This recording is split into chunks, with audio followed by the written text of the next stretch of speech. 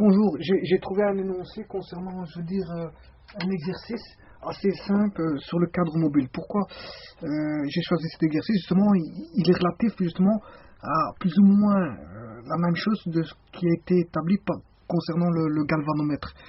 Donc ici, il dit, l'énoncé dit, les extrémités du fil d'un cadre sont réunies à une résistance pure de 8 ohms.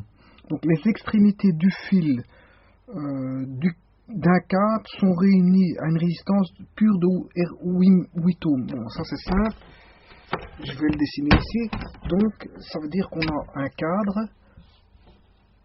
Et à ça, par rapport à ce cadre-là, on a réuni une résistance, bien sûr les fils étant comme ceci, une résistance de combien d'ohms? 8 ohms. Voilà. Donc en fait, ça ressemble au galvanomètre, plus ou moins le même exercice. Fermant le circuit, on néglige l'inductance du cadre, donc et on prendra 2 fois 10 exposant 3. Apparemment, 2 fois 10 exposant 3. Ouais, je sais pas ce que c'est ça. Ouais, ça c'est le cadre. Apparemment, il le néglige. C'est la self. Donc on avait vu le circuit électrique. Le circuit électrique, qu'est-ce qu'il faisait?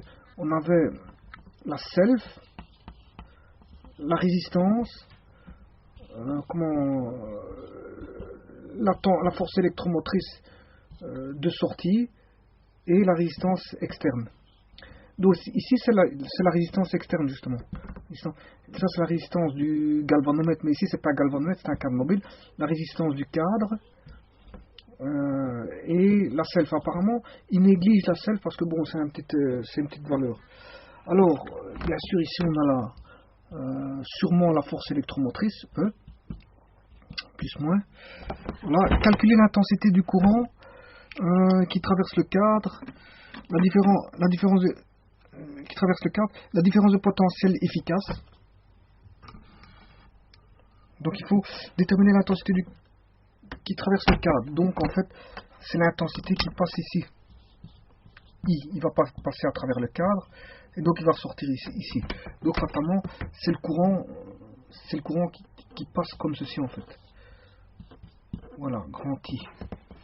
Alors, la différence de potentiel efficace aux bornes de la résistance. Donc il faut trouver la tension ici. Donc U R extérieur.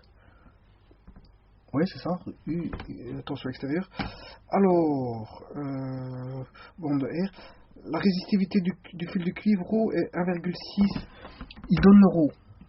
Le ρ, il donne comme valeur 1,6 micro-ohm centimètre. 1,6 micro-ohm centimètre. Ou encore, il donne une valeur qui est 6,4. Pour moi, c'est pour la simplification des calculs. 6,432 carré pi. 6,4 sur 32 carré pi. Voilà. Alors, bon, je vais effacer ceci parce qu'on a fait le schéma. Le schéma, bon, représente, donc je répète, les extrémités du fil d'un cadre sont réunies à une résistance pure de R8 ohms. Pure, ça veut dire que on met pas la capacité ni la self, hein, c'est une résistance, voilà, pure. Fermant le circuit, on néglige l'inductance, le L, on ne tient pas compte et on prendra 2 fois 10 exposant 3, je le retiens au cas où j'en aurais besoin. Calculer l'intensité du courant, le courant du circuit qui traverse le cadre, la différence de potentiel borne de la résistance, efficace. Attention que ça différencie, ça veut dire que c'est l'alternatif. Hein. Ça doit vous ouvrir les yeux en sachant que c'est une tension, une force électromotrice donc alternative parce que c'est une différence de potentiel efficace. Donc je vais changer la source et la source je vais la mettre alternative apparemment parce que c'est une tension alternative efficace. Donc ça change un petit peu du galvanomètre que j'avais vu par rapport au cadre mobile là qui était une tension continue, je veux dire d'entrée ici, mais apparemment c'est une tension alternative. Voilà.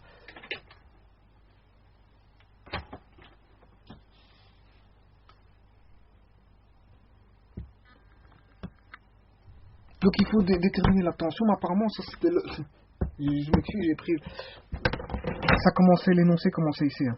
Un cadre carré de 5 cm, donc 5 cm de côté, voilà. De côté, formé de 50 tours, n égale 50. Donc 50 tours, donc on a fait 50 tours de fil de diamètre 0,32. Donc le diamètre du fil de cuivre, diamètre il fait 0,32 mm. Voilà. Et mobile autour d'un axe passant en son centre. Donc d'un axe passant en son centre. Donc mobile autour d'un axe, oui, comme le galvanomètre, hein, il est mobile par rapport à un axe, passant en son centre et parallèle à deux de ses côtés. Donc en fait le cadre il est parallèle, je vais dire, à l'axe. Voilà.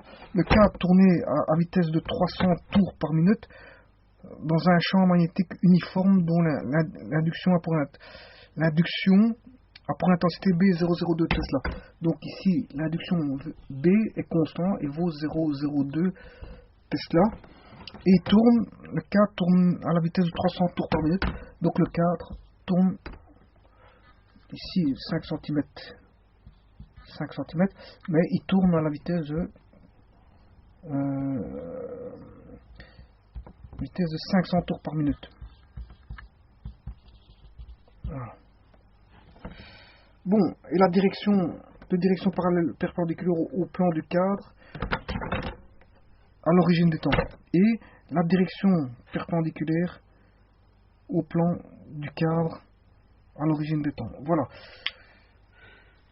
Je vais effacer, ces énoncés pour faire les calculs. Et en fait, c'est simple. C'est tout simple en fait. Pourquoi? Parce que si on a étudié le galvanomètre,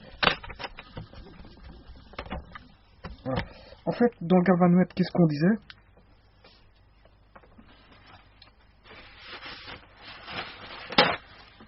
Il ne faut pas oublier que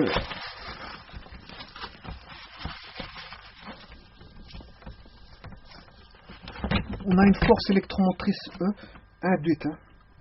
On a un E.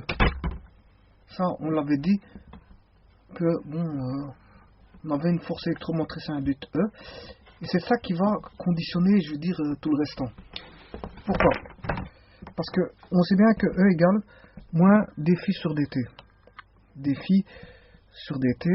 Défi, c'est moins le nombre de spires fois la section fois l'induction B fois comment est-ce qu'on appelle ça, le cosinus qui existe entre la surface et l'induction, donc cosinus θ. Mais cosinus θ c'est donc, attendez, hein, défi, ouais, j'ai oublié la dérivée, donc il faut dériver tout ceci, dériver par rapport au temps de ceci. Or, les constantes, c'est N,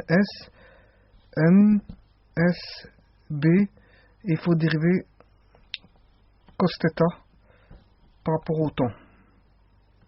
Voilà. Et si on dérive cos θ par rapport au temps, ça va donner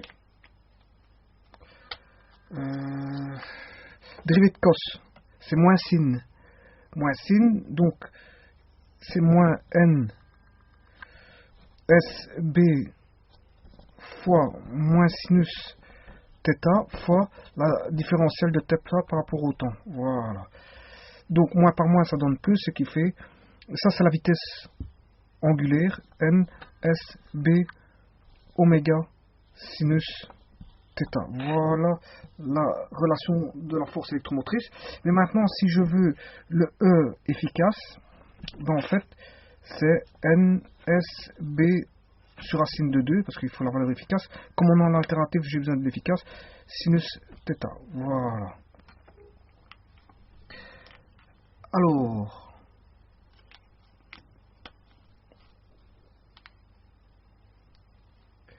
oui, le oméga sinus θ.